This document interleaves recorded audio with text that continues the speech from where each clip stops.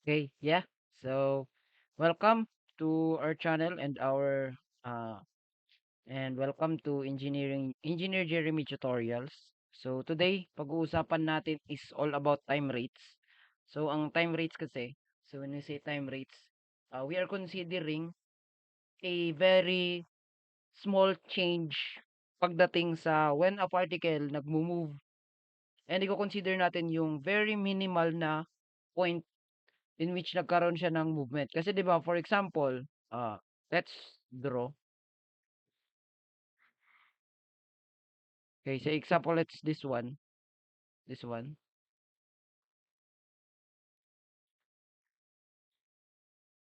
Okay, so example, meron tayong particle. So we have a particle. Okay, so example, meron tayong ditong particle.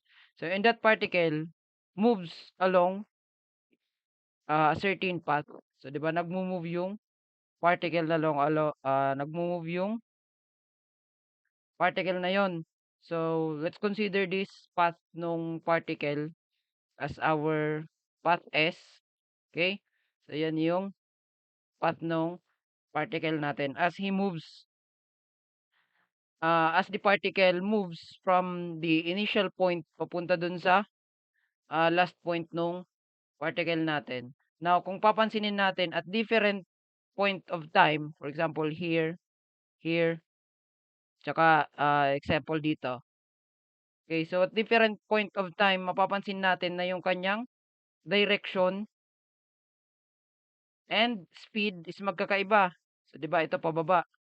Meanwhile, ito is pataas naman yung direction natin dito. So, 'di ba, kung papansinin natin, magkakaiba yung kanyang direction and speed at different point of time. So, nagva-vary yung speed ng particle natin and yung direction ng particle natin. Now, how will we able to solve yung total na rate ng change ng pagbabago ng speed or ng speed ng particle while it moves. So, yun ang pinag-uusapan sa differential calculus. Now, consider natin itong certain instant dito. So, yung certain instant dito, kung papansinin natin, papalakihin natin yung certain moment dito lang. At that certain point na nandyan yung particle natin. Kung papalakihin natin yan, papalakihin pa natin masyado yan. So, makikita natin na ah magkakaroon tayo ng changes nung particle natin or yung change ng kanyang nung path nung particle, and as well as meron din tayong change along the x-axis, and syempre yung change natin along the y-axis. So, 'di ba, nagkaroon ng change yung particle natin. So, paano natin i-apply yung time rates dito? Now, if we will consider the rate of change ng position sa at that certain moment. So, kung papansinin natin, yung mangyayari dun sa rate of change dito sa particle natin na 'to. So, kung gagawin natin siya. So, parang ganito 'yan ang mangyayari.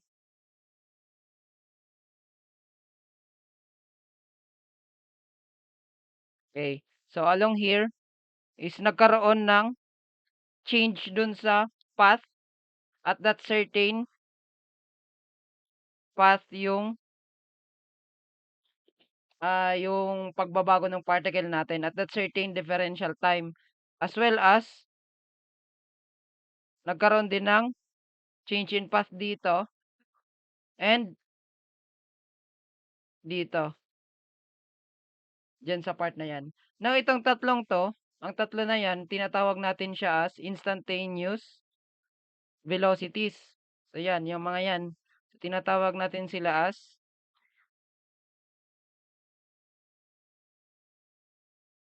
instantaneous velocity. So anong indication nun. So, ang meaning ng instantaneous velocity, these velocities or this rate of changes sa position. So, 'di ba kasi in terms of position na 'to, eh, in terms of position along S, along Y, and along X. So, yung mga rate of change ng position na 'yan, diyan lang 'yan nangyari at that certain instant na nandito yung particle natin. Kumbaga ang ginawa natin is zi-zoom in natin itong point na 'to, zi-zoom in natin 'to ng sobrang lapit kaya nagkaroon tayo ng very, small rate of change ng distance with respect dun sa differential time natin. So, kung papansinin natin, those rate of change, so tinatawag siya as instantaneous velocity gaya nga ng sinabi ko. Wherein, puwede nating i-consider yung velocity sub x or along x as our dx over dt, velocity along y as our dy over dt, and velocity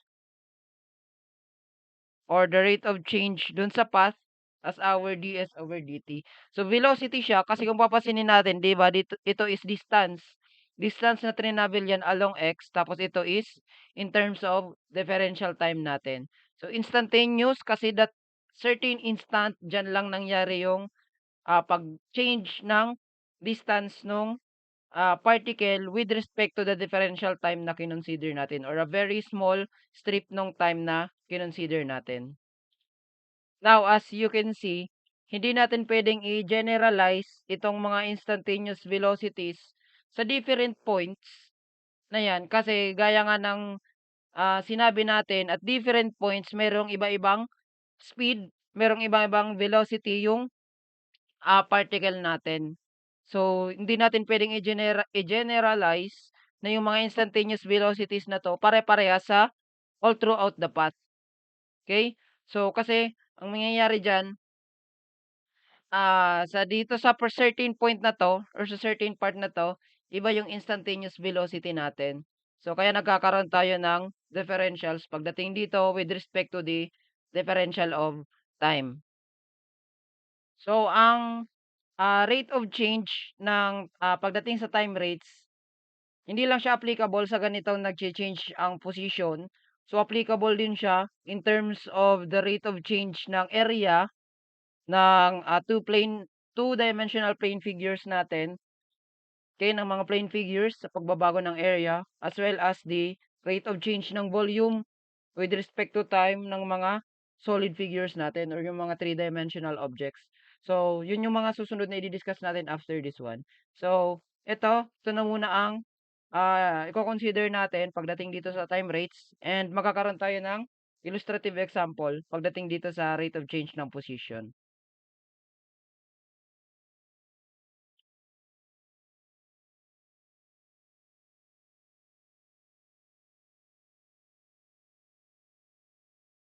Okay, so here is our example para sa ganitong uri ng problem. So, ang technique lang naman dito, so gaya nung pag-solve natin nung last time. So, first is to analyze the problem, draw a diagram, kung may mado-draw tayo na diagram, and then we will now proceed with, finding the relations ng mga variables, and then differentiating kung merong mga ide-differentiate based dun sa nakuha natin na relation. Ide-differentiate natin siya with respect to time. Okay? Then, solve na natin. So, example ito. A car starting at 12 noon travels west at a speed of 30 km per hour. So, another car starting from the same point at 2 p.m. travels north at 45 kilometers per hour. So, find how fast the two are separating at 4 p.m. So, let's analyze first the problem. So, sabi diyan merong car starting at 12 noon, say example ito yung initial position nila. So nag-travel siya diyan, okay? So say example, ito yung initial position nung car A, nung car A natin. At 12 noon, nag-travel siya dito at a rate of 30 kph. So say example, at pag 2 p.m. dito na siya. So, at a rate of 30 kilometer per hour. At 2 p.m., another car travels north. So, another car travels north at a faster rate of 45 kilometer per hour. So, nung nandito na yung car at 2 p.m., saka pa lang na rumangkada yung another car dito. Okay, nung nag 4 p.m. na, let's assume na nandito na yung car B natin. And itong car A, so syempre, nasa certain point na rin yan nung nandun na siya sa 4 p.m. Now, the question is, how fast the two are separating, ito going north, tapos ito going west after 4 p.m. after 4 p.m. na oras. Okay? So, gaano kabilis daw nagbabago yung rate of change ng paggalaw dito sa sa time na to. So, paano natin isosolve yan? Now, ang i-consider na natin dito is that very instant na sumapit yung 4 p.m. So, yung 4 p.m. na yun na yung consider natin na instance ng mga nung dalawang sasakyan. Doon tayo magko-consider kasi after 4 p.m. gaano raw kabilis na nagse-separate ang dalawa na to. Now, kailangan nating hanapin yung relationship ng mga distance na na-travel nung dalawang car after 4 p.m. So, paano natin yun nahanapin? So, we will try to look. So, lagay ko muna dito, 30 kph. Yung mga values na na-travel nung dalawang car, so ito is along Y, na na-travel nung dalawang car after 4 p.m. And the distance na nagse-separate dun sa dalawa. So, yan. Yung distance natin dito. So, hanapin muna natin yan kasi yun yung mabubuo natin na relation between dun sa car A, car B, and dun sa distance between those two. So, pwede natin hanapin. So, let's start with car A.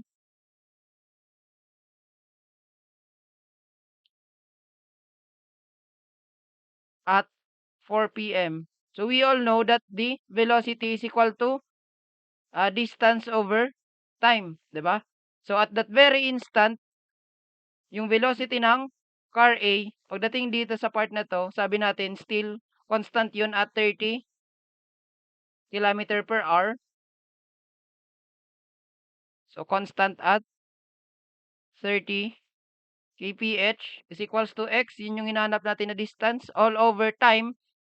So, ang time na i-consider natin is the total time na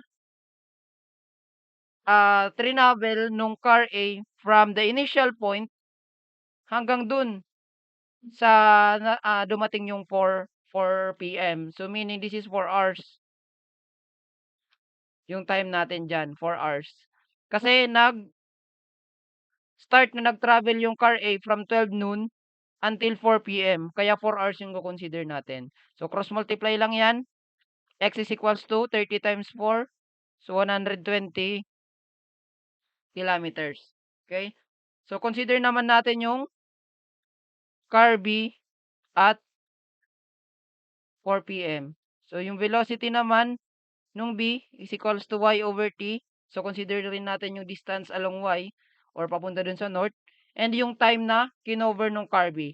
Now, tandaan natin yung car B, nag-start lang siya gumalaw from 2 p.m. to 4 p.m. Therefore, yung consider natin na time dito is 2 hours only. So, ang velocity along Y, that is 45 kilometers per hour times Y, or the distance traveled along Y, which is, yun yung hinahanap natin, all over. Ulitin ko, 2 hours lang ang i-consider natin na time kasi nag-start na mag-travel yung car B natin from this point up until this point, 2 oras lang. So, therefore, Y natin is 90 kilometers. Now, after natin na ma-solve yung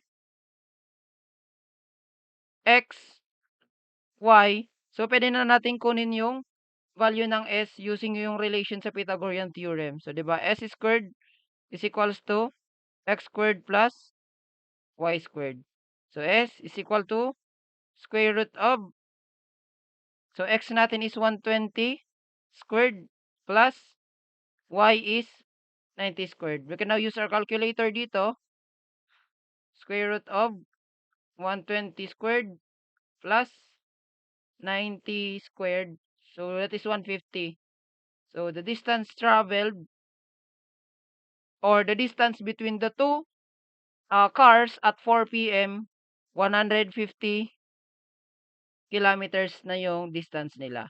So, pwede na natin yang ilagay dun sa solution sheet natin. So, next step, pag-aralan muna natin yung distances ng dalawang cars at that certain moment from 2 p.m. Okay, so consider muna natin ito.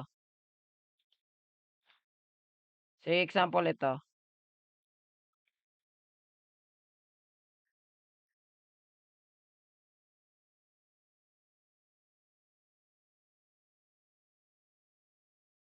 Say example at 2 p.m. yung isang car natin, yung car A nandito, and yung car B nandyan. So, kung papansinin nyo, yung distance na yan, yung distance ng dalawang car at 2 p.m. is eto lang. So, 'di ba? So, yan yung distance ng dalawang car at 2 p.m. So, i-represent natin siya dito. Yung distance nila at 2 p.m. Now, after 5 minutes, umusog ng konti yung car B, car A. Umusog ng konti yung car A dito. And yung car B, umusog ng konti. Yan. So, lagay natin siya as ganyan yung interval. Kasi kung papansinin nyo, yung rate of change along X ng car A at saka yung rate of change ng Y or ng car B is constant. Kasi di ba di naman nagbabago yung velocity nila. So, yung velocity ng car B, yun pa rin. Yung velocity ng car A, yun pa rin. Constant. So, kumbaga, yung rate of change ng pag-change ng distance ng dalawa. So, ito na yung distance ng dalawa, di ba? After 5 minutes. So, after nung 2 p.m., ito yung distance ng dalawa. Yan. And kinonsider natin siya as this one. After 5 minutes, ganyan na yung distance. Say example, ganyan na yung distance ng dalawa. So, assume nyo na lang na straight yan. Next, after another 5 minutes, nandito na yung car A. Yung car B naman natin is nandito na. Say example, ganyan. And yung distances nila, eto na yung distances nila. So, na napapansin nyo, habang lumilipas yung oras, represent naman natin itong pangatlong line dito. So, another 5 minutes, dito na yung car A, yung car B nandito na. And yung distance between those two, eto na yan. So, i-represent naman natin siya as this line. And another 5 minutes, yan. Yan na siya. Nandiyan na yung distance na na-cover nung mga cars natin. And pwede natin siyang i-represent as this line. So, anong napansin nyo? So, kung papansinin natin, so, kumbaga, yung rate of change ng distance along Y and along X is constant. Kasi constant yung velocity nila. Pero kung papansinin nyo, yung rate of change ng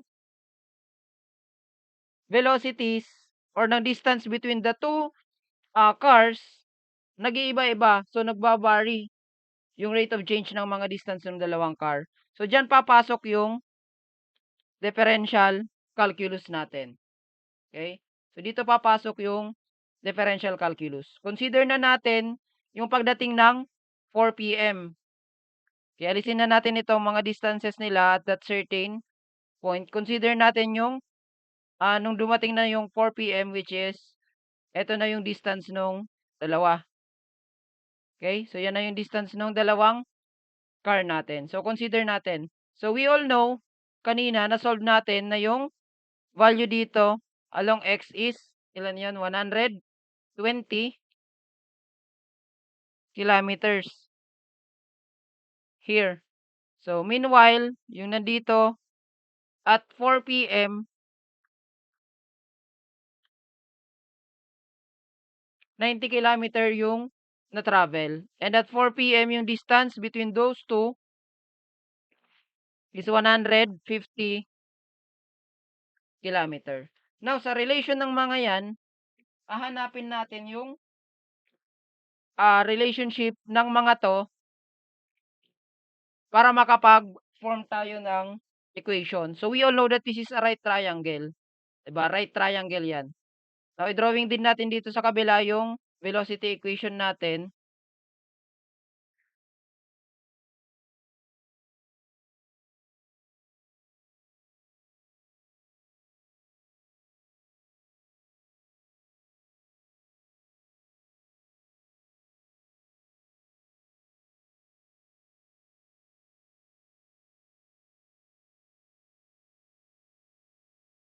Na given sa atin. So, 'di ba ang velocity along y or the dy over dt that is equal to 45 kph. Vx or the dx over dt natin that is equal to 30 kph and yung na-solve natin na ds over dt, ito yung pinapahanap sa atin. Rate of change ng distance nung dalawang car natin after 4 p.m. So, sabi natin makapag-form tayo ng relationship dito. So, di ba this is a right triangle and yung relationship ng distances between dun sa cars at saka dun sa distance ng dalawang car at saka nung travel nila is by using Pythagorean theorem. So, by using Pythagorean theorem, so sabi natin s squared is equals to x squared plus y squared. Now, after natin na mabuo ang relationship ng mga variables na to, we will now differentiate this with respect to time.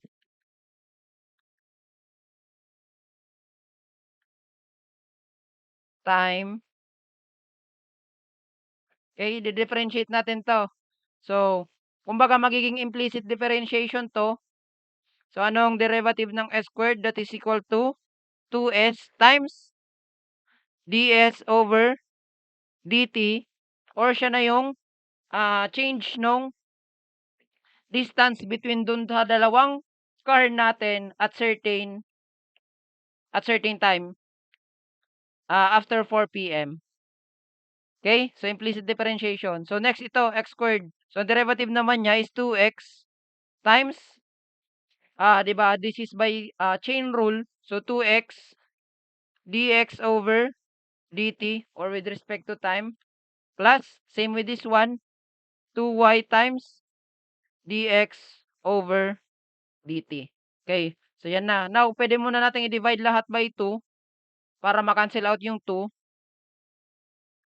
times 1/2 para ma-cancel out yung 2. So, ang may iwan na lang is s times ds over dt is equal to x times dx over dt plus 2 or wala na palang 2 kasi maka-cancel din siya ng 1/2. May iwan na lang is y times dy over dt. Now, substitute na natin yung values na nakuha na natin kanina. So, ito yung s, ito yung x, ito yung y, may dx over dt tayo, and may dy over dt tayo. So, substitute s is equals to 150 kilometers times ds over dt is equal to x. Ilan yung x natin? That is 120 kilometers times the dx over dt which is 30 kph. So 30 kph plus y. Yung y natin, na-solve natin kanina 90 kilometers times dy over dt which is equal to 45 kilometers per hour. Yan. So, yan na yung solving natin. So, divide both sides by 150 kilometers para makancel natin yung 150 sa kabilang side ng equation.